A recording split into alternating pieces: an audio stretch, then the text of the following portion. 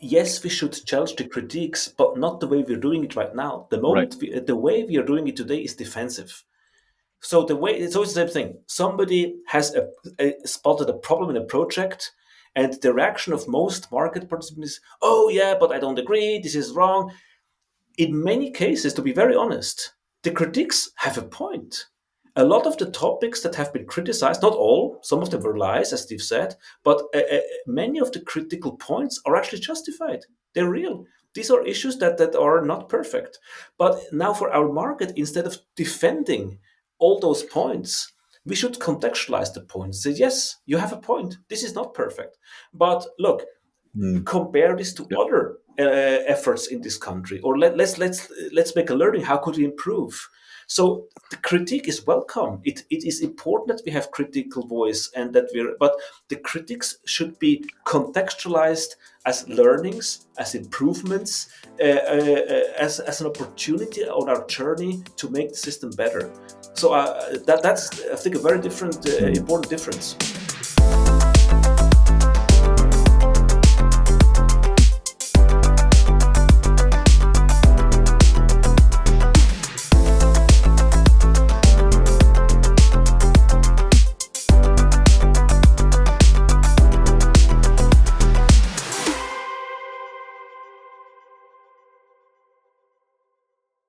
Welcome back to This Week in Carbon. I'm your host, Eddie Smith, and it's a pleasure to moderate today's discussion. Today we have with us Steve Zwick and Renat Heuberger, two carbon market veterans and co-founders of Carbon Paradox. And as usual, we have our weekly bestie, Rene Velasquez.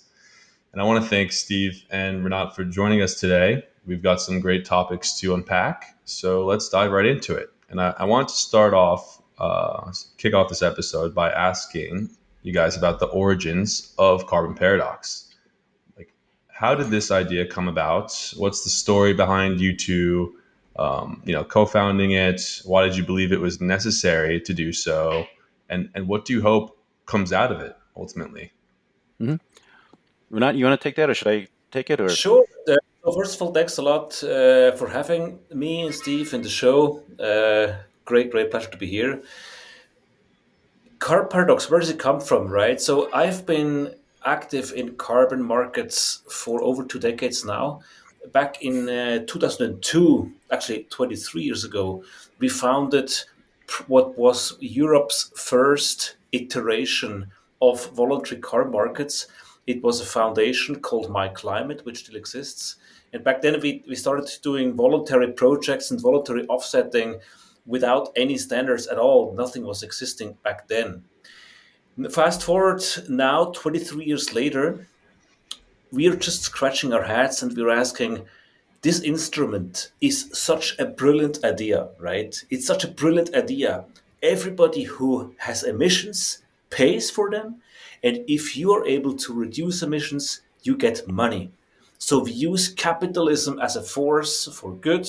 And ideally, in the ideal world, trillions of dollars would move across the globe away from polluters on to those who help us reduce carbon emissions. So the idea is as brilliant as it was ever before. And the question was then, back in 23, we saw massive attacks on carbon markets. Like you remember, the media was full of stories about greenwashing, about projects not working, about methodologies being not good enough, and so on. And as a result, the tiny carbon market actually collapsed even further.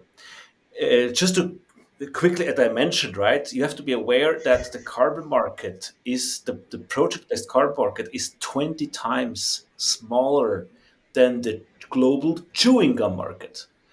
So you wonder, how is it possible that such a small market gets so much attention, and why is there so much controversy? And that's what we sort of reflected on, and we found that underneath carbon credits, there are a number of very interesting paradoxes. And I started to write down some of them. I floated them to a few friends, and they said, "Wow, that's interesting, but I have another one." And I go, "Oh, wow, I have another one." So the more I floated the idea to people in the space I know, that the more answers came back. At some point, we were at 50 paradoxes, and then I started to narrow them down again because I thought it was important that we have distinct paradoxes that are really separate topics. One of the people I wrote to was Steve, whom I knew for many years. We go back at least 20 years or so, Steve, right? And Steve Yeah. came back and said that's exactly what I believe needs to be discussed. So from there, the idea came up to partner, and really from just a fun idea to understand what's the fundamental issues with this market, came the idea to really write those paradoxes up and open them to the public for discussion. That's how it came about. Now, perhaps just very quickly, the last point: why do we do that? I personally believe, with now, you can see US aid has been dismantled. Development aid is rolled back in Europe. Let's be completely open and honest. Carbon markets, as imperfect as they are, they're still one of the only tools we have for scaling climate finance. So I believe it's very important that we get those carbon markets right.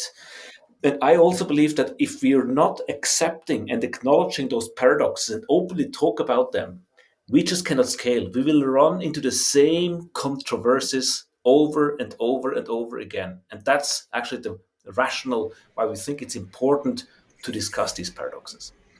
Yeah. Hmm. Yeah. I can throw a little bit, because what I think is interesting about the 25 distinct paradoxes is how they crystallize things that I'd been grappling with for over a decade, and a lot of people have. And Rene, you and I had talked about Dubai, and that's where Renat and I had this conversation, actually in the same place, in the Aida Pavilion in Dubai. And the issue that I've been talking about is that we need to communicate uncertainty better, because all of these markets are all of these markets and most progress, most medical solutions are all based on uncertainties. They're based on probabilities, not certainties, and that's a universal issue that for some reason in carbon finance, like if Elon Musk, maybe bad example, but if somebody wants to experiment with new ways to build a rocket and 90 of 100 blow up, people acknowledge that, yeah, well, they're getting better and better. But when it comes to climate solutions, where the fate of the planet is at stake, and we're building this plane while flying it, anything that goes wrong gets picked apart. It's like, no, this has to be perfect because so much is at stake, which is absolutely silly, because then nothing happens. So I think this need to communicate the uncertainties that are inherent in these types of solutions is so important. And we've all been talking about it. I've had this conversation with you, with Renat. I've had it with so many other people over the years. But it's always like, gee, but it's such a big thing. It's a big blob of stuff to get into people's heads, so they have the Hmm. context to understand this. And when I saw these 25 distinct paradoxes, I was just like, it's so simple. It's so clear. It's just, to me, it was just perfect. And then the other thing that I think is to me the real stroke of genius was Renat's idea of communicating these through a work of fiction.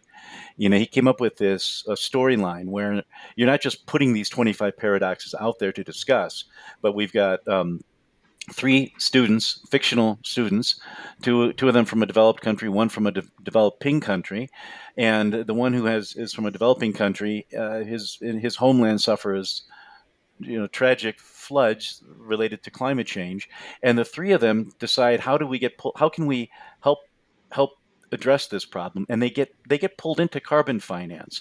And as they get into it, they encounter these 25 paradoxes, one after another, each in a distinct, clear form, so that a reader who knows nothing about this is going to come in, meet these kids who are pretty likable, going off facing these challenges. They come in, they start out kind of naive, and then as they learn the paradoxes, we learn them. And by the end of that, what a reader is going to do is, they're not going to be like, oh my God, these markets are perfect, but they're going to know, okay, this is a challenge that is a nature of the beast. This is an inherent problem with trying to tackle a wicked problem. And anybody who says carbon markets caused this uncertainty is basically distorting the nature of the challenge. So what we hope to to achieve by this is that general interest people will be able to differentiate legitimate critique from cherry-picked attacks, and that we'll be able to mainstream the legitimate debates that the world should be having on this subject. I love Yeah. that. And guys, so thanks for that context setting. And I'm kind of bummed that you guys had that conversation. So and I missed it, right? Just kind of sliding doors in Dubai. But hey, but coming back to the paradoxes, I have when I read them, and obviously I love how you release them in sequence. But Steve, what you're referring to is this perfection paradox, right? And it's often discussed in so many different opinions. Renat, you shared that kind of soundbite earlier as we were prepping for this call, that there are so many people entering this market in so many different opinions. I and it's great to be inclusive and to listen to these various different opinions, but it's like there's a wholesale reset in the market that's existing where people are now rediscovering what is the carbon markets, and they're coming in from this nascently where there's already so much legacy history and foundations that have been built for such a long period of time. And to your point, Steve, it's been iterated and improved upon in versions, multiple versions like you have with technology. I think this perfection paradox, right, which is this essentially a tendency to delay or reject climate solutions based on the fact that they're not 100% perfect, as is basically an excuse, and we need to call it out. And it's essentially delaying impact and delaying action when we don't have the luxury of time. And so that to me is the perversity of that paradox. And I think that where it comes from is, unlike, and to your point, unlike other markets where they're built on market infrastructure and market know-how and market participation, and they harness speculation, they harness all of these different things. They recognize that risk taking results with risk, effectively, right? That there is inherent risk lenses to look at things through, and there's the risk mitigation and management strategies in order to effectively manage and mitigate those outcomes, right, in the negative context.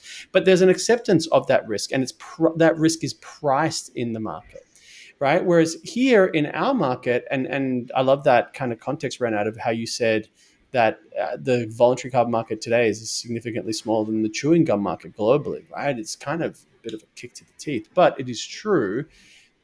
And it's because our market has struggled with an identity, I think, as well, because of the origins of nature-based sort of approaches coming from an NGO world, where it's the antithesis of markets. And I think it's kind of schizophrenia that we have amongst our industry of coming from trying to do good, let's say, which is what the kind of ambition of, I'm going to group most NGOs in that context, but a lack of understanding of how markets are imperfect. I'd love to hear Well, your you thoughts can on you that can you context. can you can take that even one step further, Please. Rene, which is probably one of the most fundamental paradoxes, is the ethics paradox. And the ethics paradox essentially is quite brutal. The question is, let's be frank, capitalism was the main cause for the damage, right? We're living in an economy which is based on extracting fossil fuels. So arguably capitalism has destroyed the planet. Now, is it ethical or not to use the very same capitalism to solve the climate problem? And of course, many NGO representatives are speaking up and say, absolutely not. We need systems change, not climate change. And they're fundamentally against using a market mechanism to solve climate change. Now, I get paradoxically, that, but it's ideology. Like that doesn't, you can't wave a magic wand, and so it's just wishing on things that just are not going to happen. This systemic, need to well, replace the I'm system. just I'm just It's observing. hypocritical. I Yeah, no, personally I don't love agree the with fact that you, you bring but it I'm up. just Yeah, I'm observing that challenging this them. is one of the and you can see this is one of the reasons why what Steve mentioned before, why even if there is a project that is nearly perfect, there is always going to be a certain group of people who has an intrinsic interest to find a flaw in the project to prove the point that markets don't work because they're fundamentally against the market. So it's not about the projects. The same imperfection in the development aid world would not be noticed at all. But in the carbon world, it is becoming a big scandal because some people want it to be a scandal because they want to prove the point capitalism is not a good solution for climate change. Carbon markets are not a good solution. I'm just observing. I'm saying that's one of the fundamental paradoxes that is basically underpinning this conversation. So Yeah, and how do we tackle that? Because Steve, something that you've been writing recently is effectively the collective we in carbon markets have been too polite, trying to listen to these concerns and trying to improve the features and the benefits and saying mea culpa, etc. But how do we challenge that notion and assertion? Because it's ridiculous. It's such an impossible bar to be held accountable to that it means that we will get nothing done. And that to me just is perverse. It's kind of I can't remember the paradox that you guys had, but it was about the kind of the It's the strange ideologist paradox. yeah, the ideologist Yeah, one. So strange yeah, bedfellows, right? Like exactly. Or NGOs and big fossil fuel emitters, the lobbyists. fossil fuel Exactly. companies, They kind of pulling at the seams, like and then kind of ripping it apart. So how do we challenge that Well, assertion? I think I I have one answer in because I think the paradoxes are a key part of that. Because the way to one thing we have to do is differentiate between legitimate critique and cherry pick bunk. And it's the same problem that the IPCC had in the old days was, okay, we have serious uncertainties, and how do we differentiate between these legitimate issues and stuff that people are either just making up or exaggerating? And that is where the problems come in, because you get most proponents in this sector will also admit that the markets are not 100% perfect. That's been there from the start. No one ever said they were. Everyone always said this was a massive learn by doing exercise. And so when they hear criticisms, their initial response is to go, okay, let's take this to heart. And yeah, gee, there's some truth to that. But the problem is, if you don't have the context of to understand, yeah, okay, that's a legitimate point, but it's counterbalanced by all of this other stuff, then you're unable to really evaluate that. And then any attack you make, any critique, like, because some groups are just plain lying to people, and I think that's the big one that we need to call out. This is something that there are paradoxes that are taken out of context, and then there are things that are just made up, which is another layer of difficulty. But if we're going to make critiques, we have to have a critical mass of people who understand the whole playing field, and that's why the 25 paradoxes are there, because what they're broken into, and towards the end, what Renat came up with is this idea that we're going you identify the paradoxes, then at the end you start to look at, okay, well, this one we can actually solve. This one is always going to be there. There will always be debate. The profit paradox, for example, there's always going to be a debate about how much is too much. You need the profit incentive to draw people into this. But at the same time, most of the money should be going to the people on the ground who are doing the actual work. And then, how do you incentivize people to come in, to take the risks and to implement the projects? Well, there might never be an answer to that. Additionality is another one.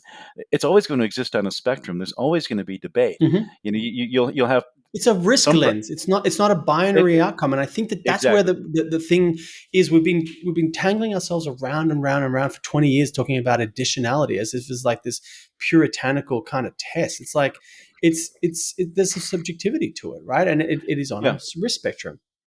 Yeah, and it was always like that. If you go back and look at those early CDM methodologies, Hmm. a lot of like if you look at the methodologies designed for afforestation, reforestation, some of the ones that got recently picked apart by some of the sort of never nature people, as Voorhees calls them. Those projects were like in Bolivia. What they were looking to do was you had all this degraded land that was being used for cattle farming, and they were trying to reduce deforestation. And so, how do we reduce deforestation? What can we do with these degraded land? The idea was, okay, maybe we can encourage tree plantations on this, because what that will do is provide timber that will take the pressure off the forest. It's also more sustainable in the long run. But then to do that, you had to find a way to make it financially viable to do the timber plantations. And what they looked at was internal rate of return of timber versus cattle grazing. And the additionality came in not by saying we're going to pay for all the it's not like rewilding where you're saying don't touch it. They were like, what is the internal rate of return? How do we cover the differential? And the idea is that written into the methodology based on all kinds of research is that you're going to get to a point where you have enough of a timber sector that the transport comes, everything comes, and it will become viable on its own. So it's transitional, but it is also it's not a pure play because you're just making the payment based on the difference between the IRR of one activity versus the other, and so that does become subject to gaming, and that's something that we've always acknowledged. People in the sector have always acknowledged, it gets gamed, things will get gamed, but everything gets gamed. People cheat on their taxes. Everything It gets doesn't mean gamed. yeah, Yeah, exactly. it means But you keep then you improving close it. the Yeah, loopholes. right, exactly. And that was acknowledged from the start. Okay, I remember Mark Stewart, who I'm sure you both know, talking about this a lot Yeah. back in the early days of the VCS. It's going to be gamed. It's going to be gamed. And he was always finding ways to game it. And he was always saying, it's going to get gamed. Like, we just got to launch it and then, as you put it, close the loopholes later. But this idea that, oh, But look, there's a loophole. Yeah. I know I love that analogy that you use, like with regards to taxes, and then they close Mm, the loopholes, and it's no different to any other policy that affects markets, right? There mm, will be folks that look to fill that gap wherever there is a gap. So mm, this kind of Mhm. it comes back to this. So I want to double click on what you just said around sort of the ARR side and this additionality piece, just more broadly, not just ARR. But I do want to kind of double click on something you said earlier, if I can, kind of go in chronological order around this. Kind of finish the ethics paradox piece, because it really challenges us to rethink how we value nature and climate action. Right, while we're putting a price on carbon, this paradox is saying it's not a perfect solution, but ultimately doing nothing is ethically worse. So we need to call that out and acknowledge it, because effectively unchecked emissions and the environmental destruction, they have the greatest impact on the most vulnerable, but on our planet. And so it's funny because what you said, Renat, is people are on the outside ideologically opposed to the markets because markets got us into this mess, and so there's this ethics paradox. But in other markets, you can actually have folks that are contrarian, and a perfect example are hedge funds, folks that basically can bet on either direction in a market, right? You see activist investors, some very famous ones like Carl Icahn, I remember for example, and Bill Ackman at Pershing Square, Elliott Management, and others who lead campaigns like they get on boards, they basically buy up shares. And then ultimately make changes within those companies in terms of directions, or they might short the company as well, right? If they feel that that company is not in the right direction. I feel that if we had maybe some of those solutions, more derivatives in the form of futures contracts and potentially options, that people could go short on certain aspects of the market and vote that way. So it would be a voting machine as opposed to this ideological kind of town square where everyone's screaming at each other. It feels like the former would be much more productive than the latter. Thoughts? Mm. Yeah, I think that's completely correct. And perhaps it's not a paradox, but an irony is that Yeah. the carbon market was actually relatively quiet throughout all those years where it was minor. Remember, after the Kyoto Protocol collapsed, for a couple of years there were very little transactions, but some companies were still there and did some deals, and some people offset their emissions. As long as it was a small market and nobody cared, it was completely fine. The moment it got some scale, that's when, and at the moment bankers came out and proposed what you just mentioned, to standardize it, to Yeah. get the contracts in order, to build registries. That was the moment when it was like We the attracted a car was lot of starting to attention. accelerate, and Yeah, then yeah. the I was right in the thick of came it, in. right? I wrote the contract specs on the futures contracts that are now on CME. mm. And yeah, we saw this huge ascension, an increase in liquidity, and we thought it was great. Like, oh, finally, it's not a sleepy hollow anymore. Now we're growing up into this very robust and mature commodities and sort of ecosystem, right? It was the GEO and the NGO were interesting contracts because they were one of the most successful launches that CME had ever had, and effectively were on their way to becoming established as the benchmarks in the market. And I think the Geo still got legs in the fact that it'll be updated for sure with regards to the phase one contract for Corsair. Now that you have more inclusivity, so that's I think fairly well established. The NGO, because it has this kind of reliance, is reflective of a basket of Red Plus projects. The fact that the criticisms basically bottomed out the red market, that contract is very illiquid at the moment, and it's Exactly. a shame, right? There's going to be evolution of other contracts like that. That Pandora's box has been open, and it will continue to go. I just hope that just we get a realization that more finance, more participation is better, but people need to vote with their But wallets and not with their keyboards. exactly, and that actually points to yet another paradox, which is the size paradox, which I find quite a brutal one as well. As long as your size is very small, nobody cares about you. You're fine. You can do what you want. If your size of your market is very big, and let's talk about the fossil fuel industry, the textile industry, perhaps even the chewing gum industry, like all those industries do considerable harm, or the tobacco industry, but they're very big. It means that they can afford professional, huge PR companies to actually get the messaging right. Now, paradoxically, carbon markets are stuck in the middle. So they are too big. So they're big enough for people to bother, but they're too small for affording a proper, like, Champions League class PR exercise. And that's what you could see in 2023 when Vera got attacked by The Guardian and others. I was expecting that Vera would come out and defend itself and basically stand up for its work and all that. But to my surprise, that didn't happen. Vera kind of crumbled immediately under the weight of the attacks. And for me, that shows, and just imagine, had that happened to the tobacco industry or the textile industry or any other industry, Yeah, there would you have would been have a counter. seen counter attacks, counter offense. But not in our market. The whole market essentially crumbled under the few attacks, and that's the size paradox. So it means that on paradoxically, the market first has to grow to a certain size before it can actually afford sustaining itself with the right PR support, the right networks, the right advocates, and so on.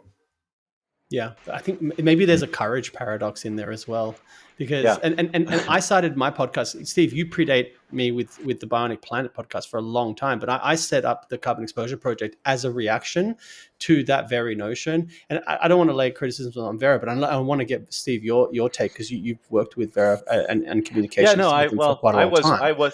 I was arguing for a more vociferous response. I actually thought we should come out and aggressively critique, concede the legitimate points. Because I mean, the point, it kind of goes to all these paradoxes. Because at that point, Vera was in this state where they'd launched the initial red projects, first ones in 2011, written into every inch of that was that after 10 years we're going to reevaluate all these and adjust the baselines accordingly, and that this whole thing was a pilot phase, designed to test new methodologies, generate new data, and also encourage voluntary action above and beyond what's required by law. So that was all there, and they were already starting to see around 2018, 2019 that some baselines they felt may have been would and I don't like the term overstated, because if you do something in good faith, you haven't overstated it.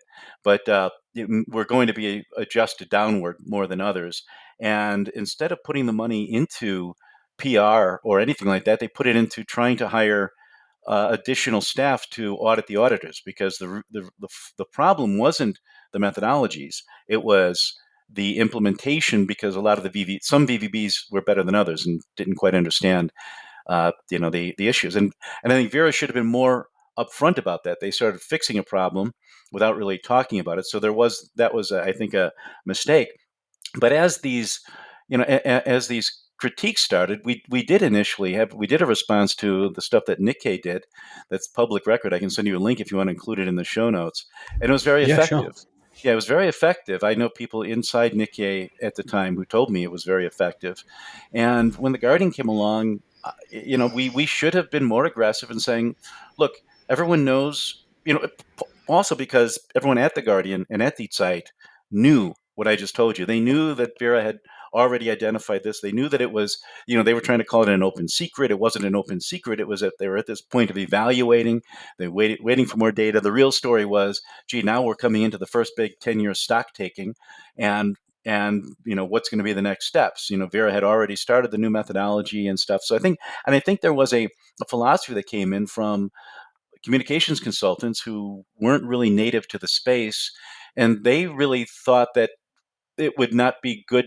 They thought it would look better to just acknowledge, or you're just going to do a mea culpa and hope it goes away. And that's not really, I don't think that was the right idea. And it was probably the fact that there wasn't enough money to pay for maybe better qualified communications groups. That might be, I think there's an argument for that, because there were discussions with multiple groups, and there were some that seemed to have a much better approach, but no way Vera could afford them. So, and I'm trying not to name names Although, I because I mean, don't think people were yeah. But just to their defense, right? Everybody was yeah. caught by surprise, right, back in 23.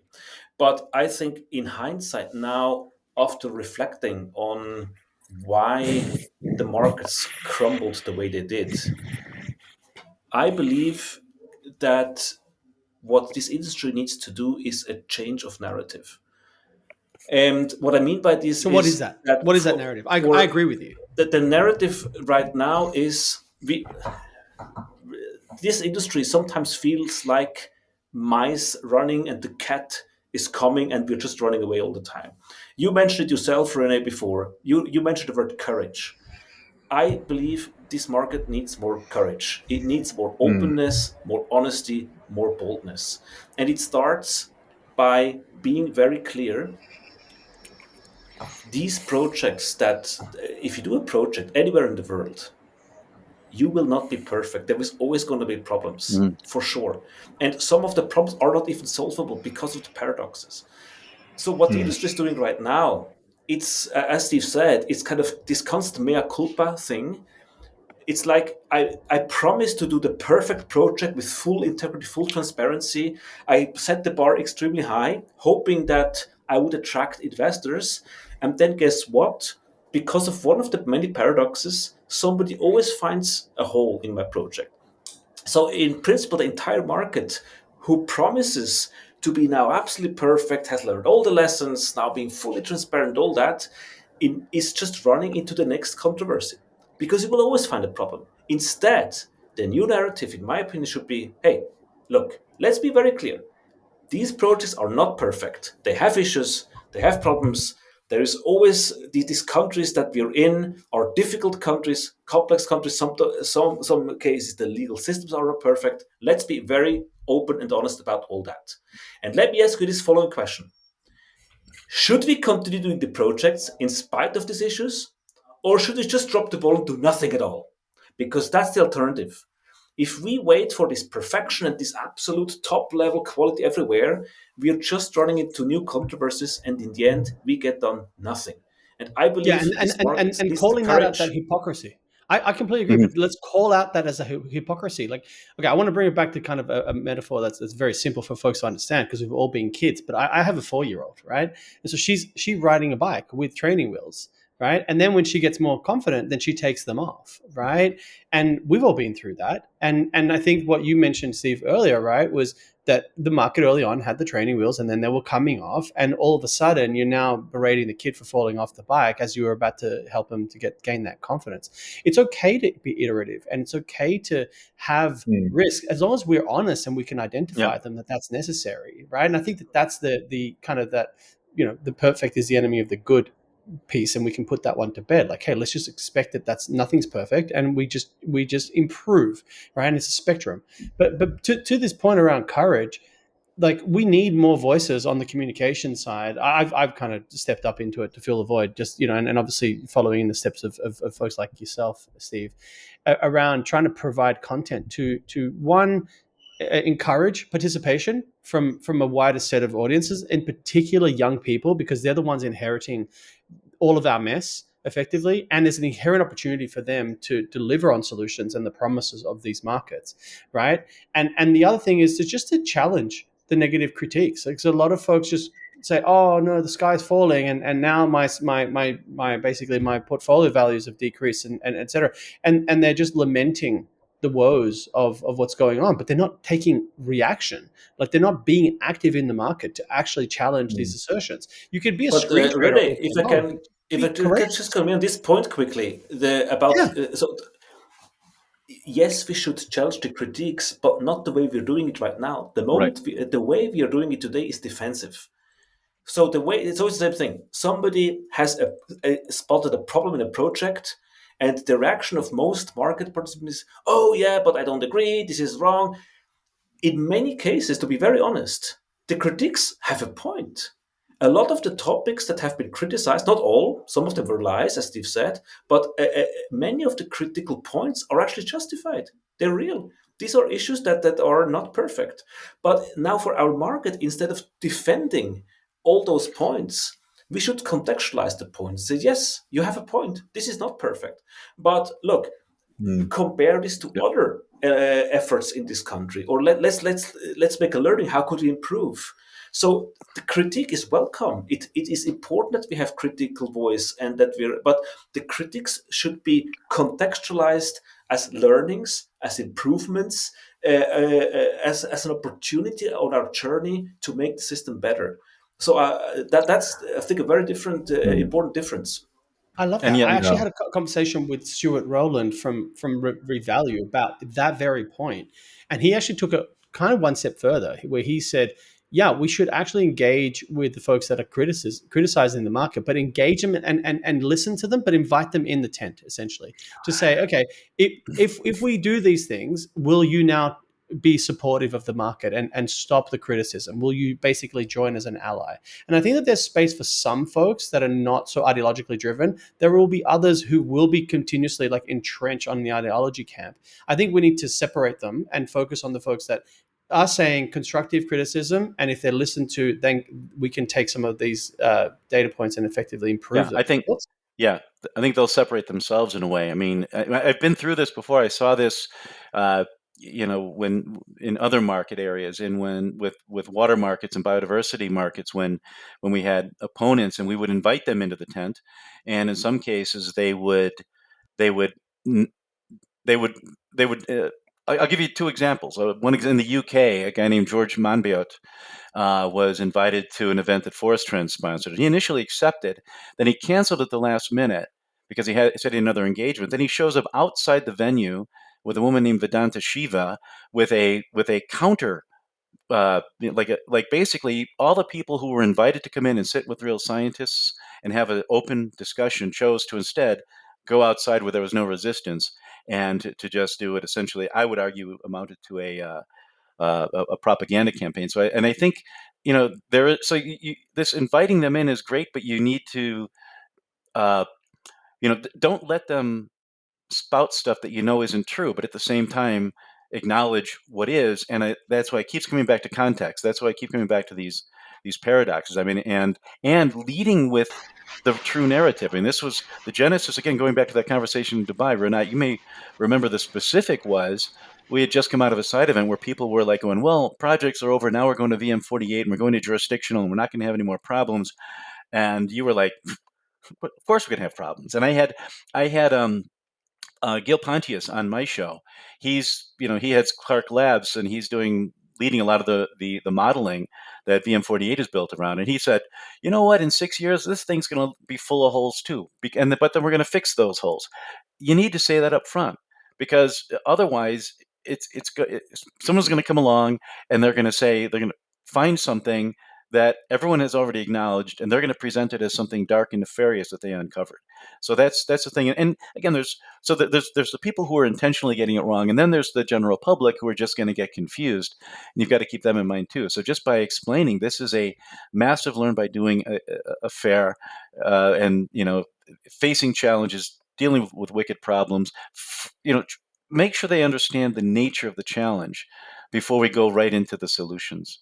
I hope that makes sense the way I put that. I rambled Oh, around that a bit makes a there. lot of sense. No, Yeah. no, that's great. No, it makes perfect sense, and I love how you guys just kind of dived into all the different paradoxes. But one specific paradox that I think kind of overarches the entire industry is the voluntary paradox, right? And I love the way that it's articulated on the website. You guys say, imagine you donate $100 to a charity, and instead of the charity sending a thank you card, they say, why didn't you give $200? And that's the essence of the voluntary paradox. And in essence, that is, you know, similar to the criticism that's put out into the voluntary carbon market. So companies that, you know, adopt climate initiatives that exceed, regulatory requirements, they're criticized. But meanwhile, companies that take no voluntary climate action tend to fly below the radar and avoid any criticism. So being criticized for not doing even more can discourage companies, leading them to scale back their voluntary efforts rather than scaling up, which is what we've seen this past year. So I want to ask, why do you think that companies that are voluntarily investing in climate solutions and environmental sustainability through the carbon markets get so heavily criticized for doing so compared to companies that do nothing at all? And I know you touched on this for a little bit in the perfection paradox, but for the voluntary paradox, why do you think that is, and how can we switch that narrative? So I, personally, for me, this is one of the really sad paradoxes because, and I've seen this example many times. I've was in numerous conversations with CEOs, boards who proudly adopted, CEO comes in and says, I want to do something for climate. It's important. My 10-year-old daughter has been speaking up at the kitchen table. So they come to the table, some of them perhaps with a little bit of a naive, but a genuine desire to do something. And then a few months later, turns out that they're getting criticized, and frankly speaking, some of them get even legally challenged. We have seen the lawsuits against certain airlines and others. Now, once again, yes, there has again same topic as before. Of course, there has been greenwashing. Of course, there have been cases where a company was overpromising, but by putting so much focus on those cases where a company did greenwashing, we have really thrown the baby out with the bathwater. And all the other companies who did a genuine effort are now scared of doing anything at all. And you can see now what happens. People are rolling back their commitments. They're pushing net zero 2030 to net zero 2040. And paradoxically, nobody seems to care.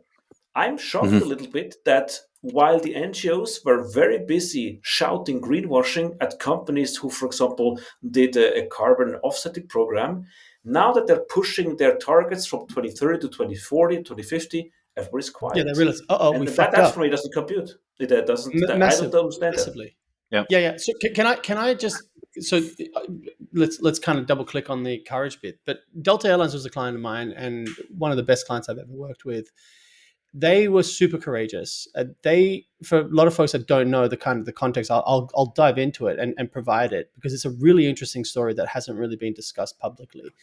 And it's because obviously, as a custodian of that relationship, obviously we didn't have the ability to sort of discuss that more broadly, especially sitting on the exchange side. But in 2013, uh, Helen Howes, who was the sustainability manager at Delta, was tapped by Delta's CEO Ed Bastian to effectively look at how they would prepare for an eventual compliance sort of future, and what would it look like. And at the time, at the ICAO level, so the International Civil Aviation Organization, we're discussing this market-based mechanism with this rather quirky setting a baseline and then basically offsetting the growth in emissions, the carbon neutral growth commitment as it's termed.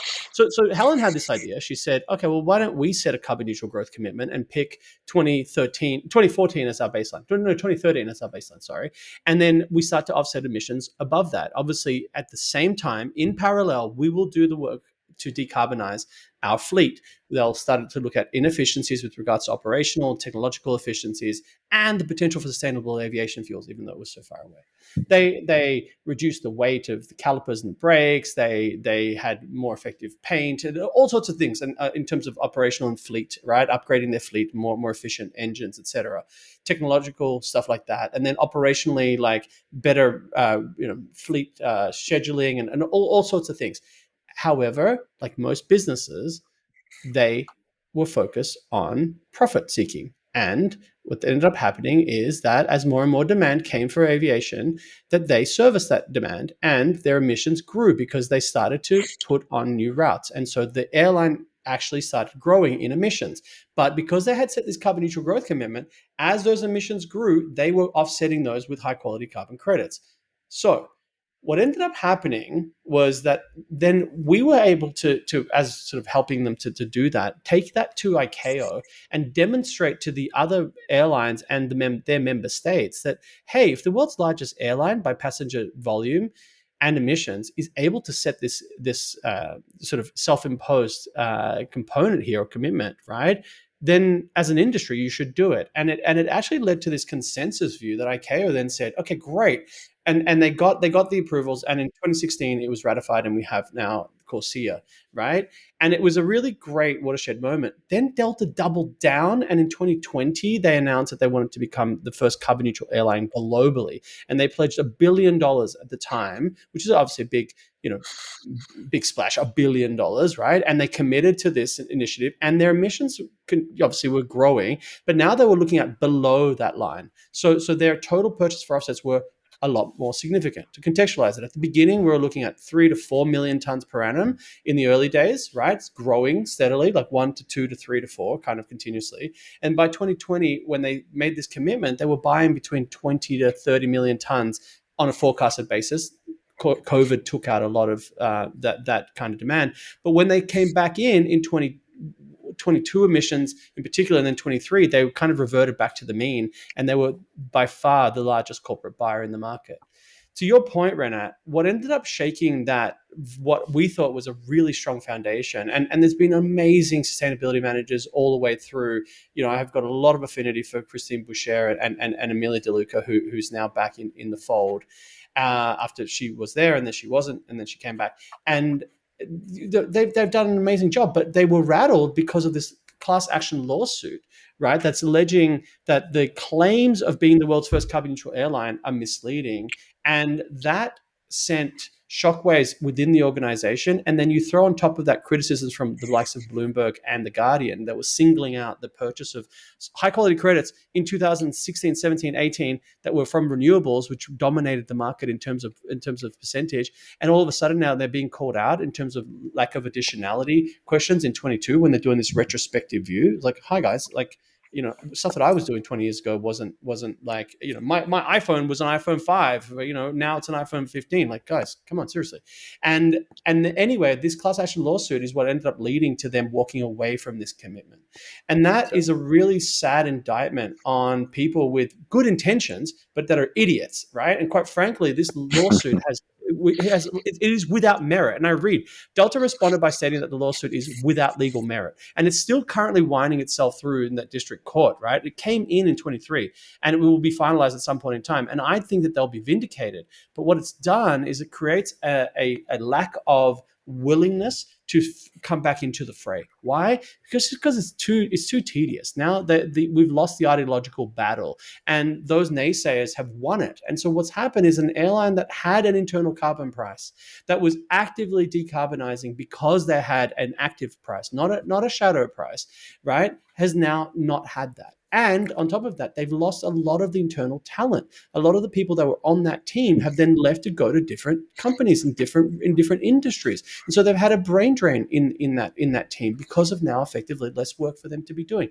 And that's perversity, because now an airline that was leading the fold and that had all this internal capability and was actively working with their peers to help to bring them up, now essentially got hobbled, and they're an amazing company, and I do think that they'll come back, but their focus will be solely on Corsia compliance, and that is so perverse because now we're back to the carbon neutral growth commitment of setting everything above a baseline, and we reset that baseline to 2019 with an 85% sort of level, as opposed to everything below that line. So that's the context on the Delta story. Sorry, I kind of gave you guys the full abridged, like the full version of No, the that was abridged. great. Very interesting. Yeah, But it's it's great. it's Very it's something interesting. that I haven't spoken about publicly, but I think it's worthwhile pointing out that these criticisms then ultimately have these perverse outcomes, and we as an industry need to stand up and fight those, because good people and good companies that are actively taking to Eddie's point, actively taking voluntary action, are being reprimanded as if somehow they are the bad guy, when in fact that they were channeling hundreds of millions and potentially $1 billion into climate finance. And I'll let you guys on a secret: with the climbing price of the credits, that $1 billion wasn't going to give them the full 10-year kind of commitment. They were wearing that out pretty quickly, right? And they realized that that $1 billion was insufficient. So it would have been billions with plural, right, going into financial into delivering impact on the ground, and that has now been dissipated, and that is perverse, right? Mm-hmm. Over a simple lawsuit, right? Yeah. And criticisms There's in the media. It's like these guys Yeah. took an axe to the forest and then going, oh, see, it wasn't perfect. And now you go, dude, you decimated the whole thing. What the Yeah, hell? yeah. That happens Yeah. across the world, and I Mm. think that's ultimately that's exactly the motivation why we came out with the paradoxes and why we're going to publish the book as well. We want to ensure that our industry has the context, has arguments, so that in the future, when these kind of things happen, we're not all the time taken by shock and say, "Oh my God, additionality! What is that now?" But we say, "Hey, wait, that's an old story. I have that. That's paradox number five," and we can Mm. easily explain why that happens. So, what we're trying to achieve here is also to take that surprise, that sensation out and give our industry arguments, context that you can actually, instead of defending yourself against the attack, say, "Oh, thank you very much for this point. But look, this is the voluntary paradox at play." And by that, we hope that we take the sting and the sensation out of this conversation. Mm. Yeah, no, thank Yeah. you. Awesome. Yeah. Yeah. Well, I mean, I'm sure we could touch on many more carbon Are paradoxes. you at 25 or at 26 paradoxes? Because I thought the profit one was the 26th. I'm So losing actually, count. we were at 25, but we launched the paradox as a Christmas calendar.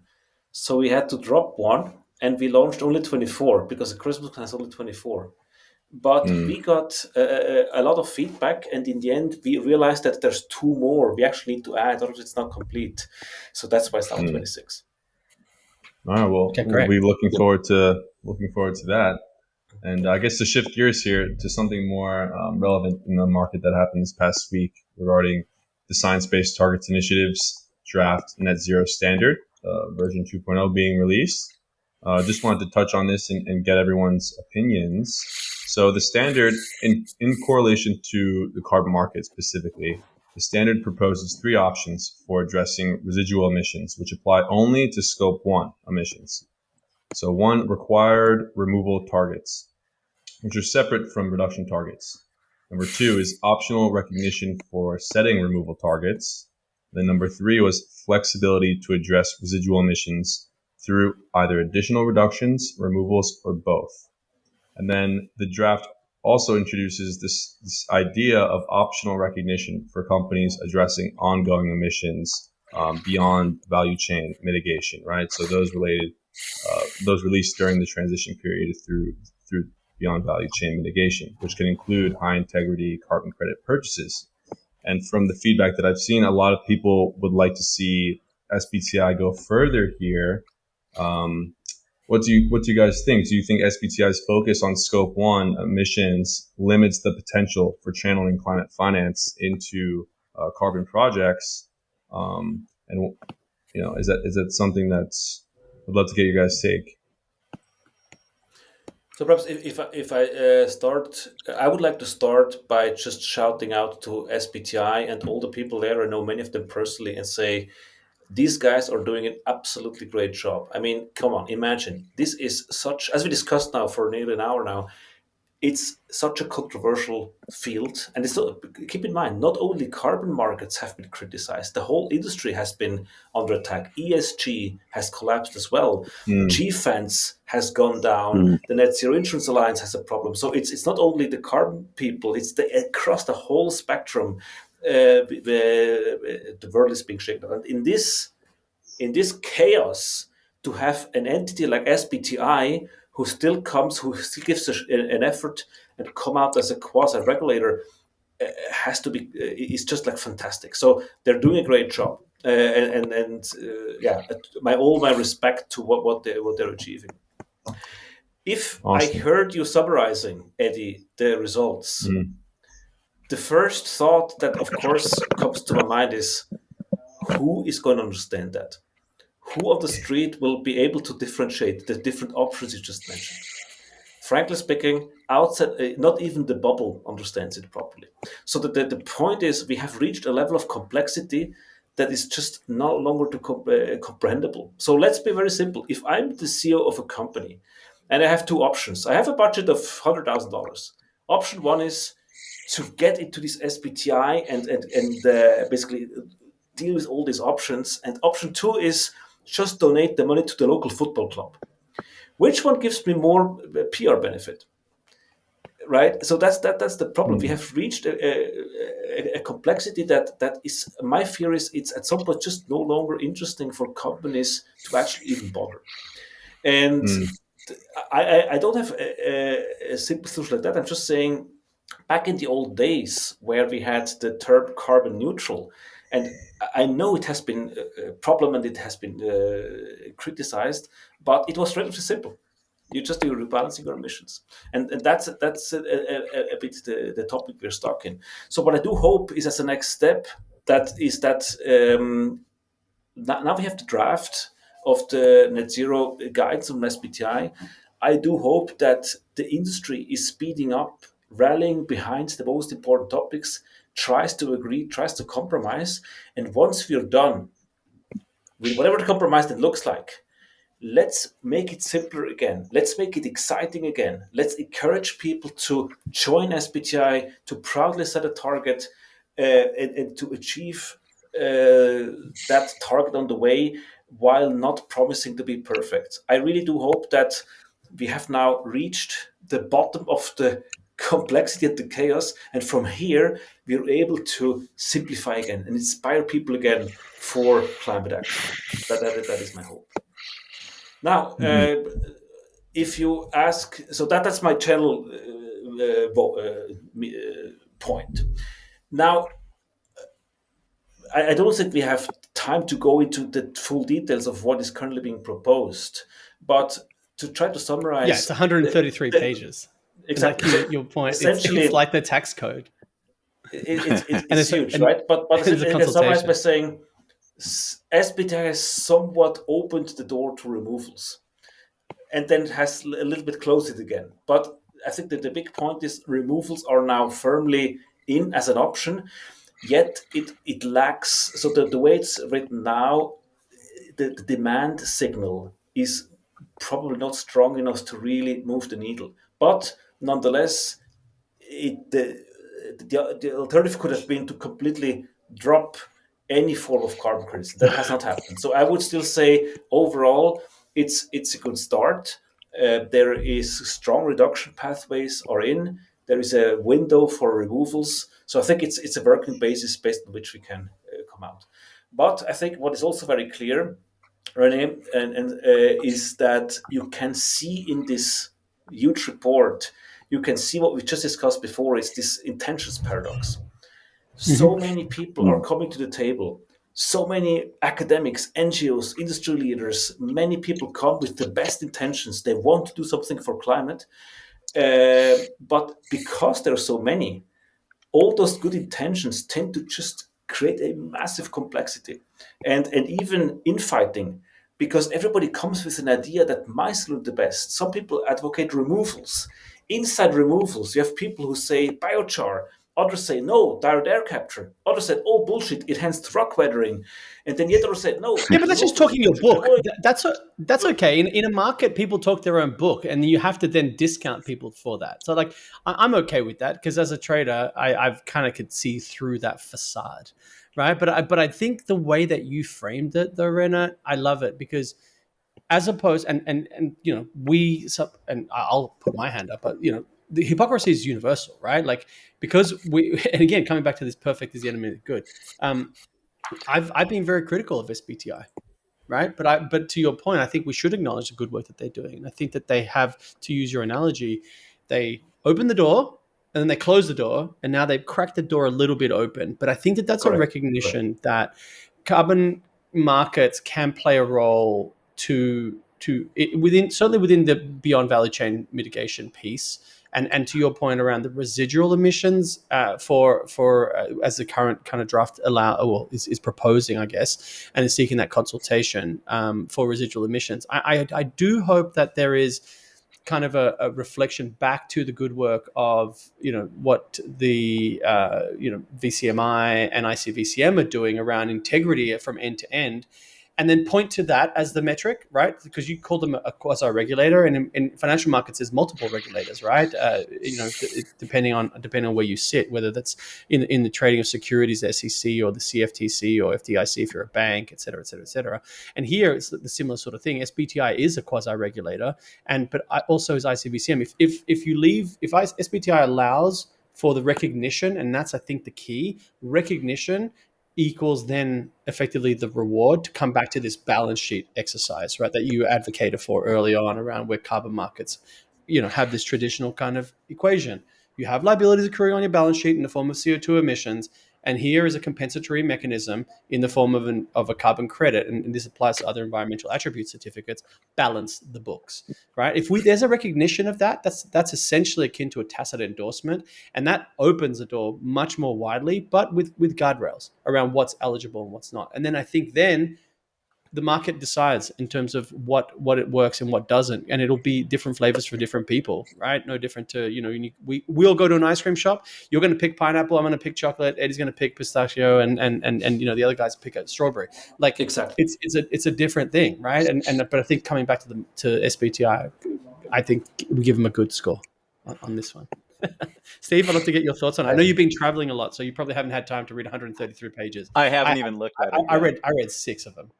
No, I can't think of anything else to add on that. I mean, I think my thinking on SBTI is that I think that they've become a more inclusive process. In the early days, they were kind of a black box. I never liked the name because I don't see how they're necessarily science based, but I think they had they had a good objective.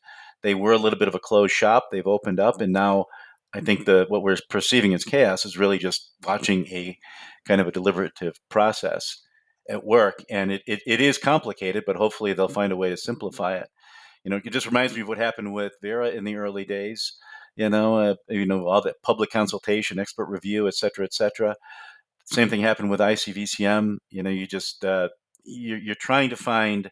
You're not looking for an absolute answer, but you're looking to identify those places where most experts align, knowing that not everyone will. So I just think I'll just reiterate what you guys said. It's a tough challenge. They're always going to be. We're all going to always have problems with some of the things they do, but they're taking it on, and I think we should just engage them. So we should applaud them for their bravery and their courage. Yeah, and yeah, then have patience still, to accept that they're iterating and improving. Yeah, and I like that. Continue to speak. Don't be shy about criticizing them, but don't act like your pet theory that runs against what they're saying is somehow a deep dark secret that you've uncovered. It's a legitimate, open, and honest debate. Yeah. Can I love that. I love that. It's really pragmatic. Can I ask a question, sorry, Renat, to you on this? Because something you mentioned earlier, and I want to kind of dive in on that. As it relates to SBTI, you talked about, Renat, that some companies, and I'll point fingers here, like HSBC just recently walked back their net zero commitment and targets from 2030 to 2050, right? Delaying Right. by 2 decades, right? And you talked about GFANs and effectively financial services and banks in particular have exited because of political pressures from very significant coalitions of the willing, and they've exited. Right now, some of the Japanese banks are exiting those, right? European banks and obviously the US banks predated many of them. And so within that context of effectively walking back climate action and commitments, how does SBTI now reconcile that? Because essentially they're talking about removals can come in to effectively offset residual emissions at the net zero target, right? So for most folks, most companies, it's 2050. So are we just kicking the can down the road and allowing companies to kind of waste the next 2 decades and not to, because they're going to try to reduce, but as I described with Delta, that's a perfect example of a hard to abate industry. You could apply that to shipping, you could apply it to steel, and the list goes on, right? Like it's Mhm. every industry is hard to abate. And without a price signal, they're going to struggle to decarbonize, right? Despite all money going into energy transition, which is diminished over the last 7 weeks, but nonetheless, like it's really, really, really hard for them to decarbonize. And so, are we, without a compensatory mechanism to offset the actual emissions that are ongoing emissions? I think is what SBTI calls it. Like, do we just see a risk effectively? I know it's a convoluted question of companies effectively either exiting or how does SBTI challenge their Well, assertion within this paradoxical kind of world that we live in? I think, Reddy, I'm not going to lie. This is a very tough question, and we have to be honest about it. It's not easy to answer it because we are in an absolutely unbelievable situation now. We are debating whether or not SBTI should allow removals and what year and so on. And the obvious elephant in the room is that actually, for a company, the easiest way to comply is by simply dropping the net zero target. Because if you don't have one, you never have compliance issues, which is not a paradox, the claims paradox. Paradoxically, the best way to not be threatened and sued for not meeting a claim is by just not having one. And that is something that has to slowly start sinking into everybody's brains by loading up the requirements for achieving a target so highly. We have to be aware that the big risk is that most companies simply don't do anything at all. And I think SBTI is in this very difficult situation where on the one side, and I know a lot of people working there, they're fully aware of this dilemma or paradox as we call it.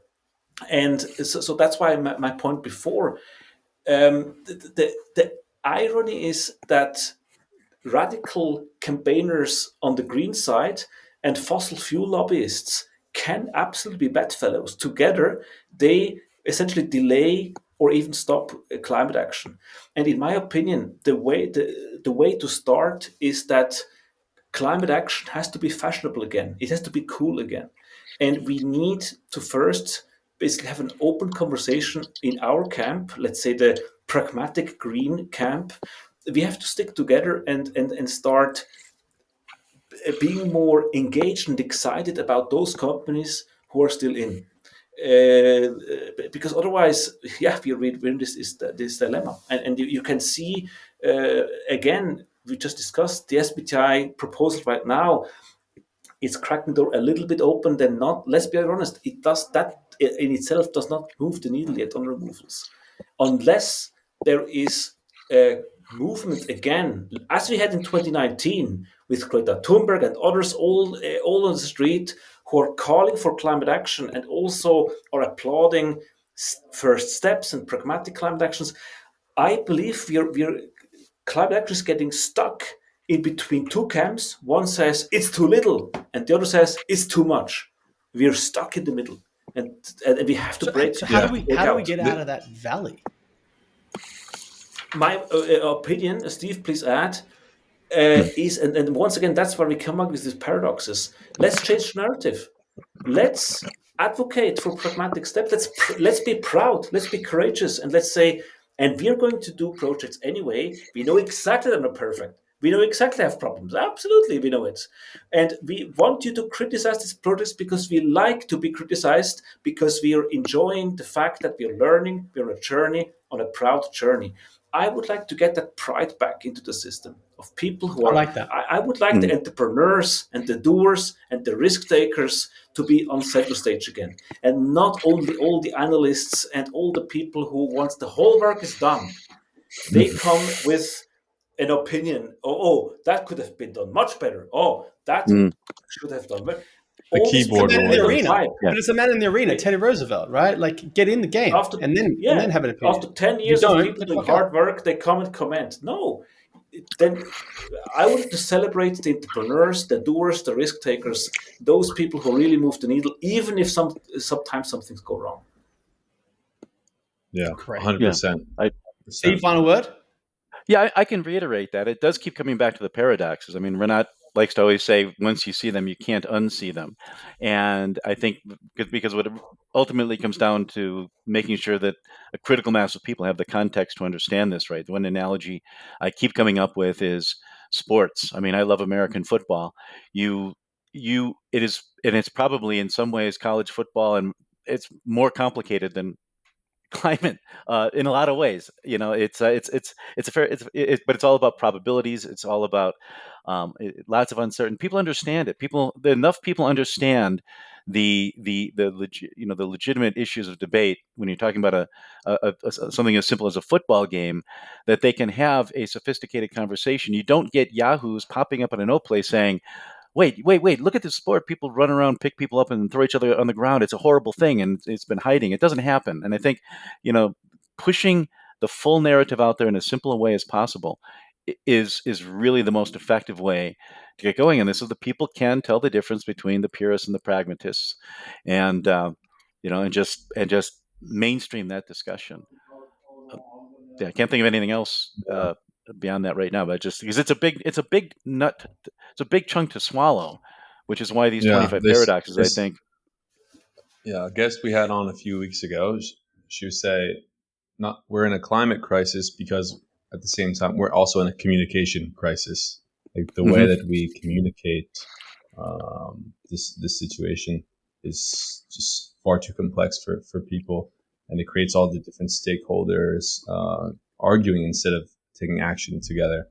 But But that's yeah, one of the reasons for this podcast, right? Like, and Mhm. the Carbon Exposure Project, where it's a one-on-one conversation. The more and more content we have, the more inclusive we can be, and obviously also encourage participation. And it's okay to disagree.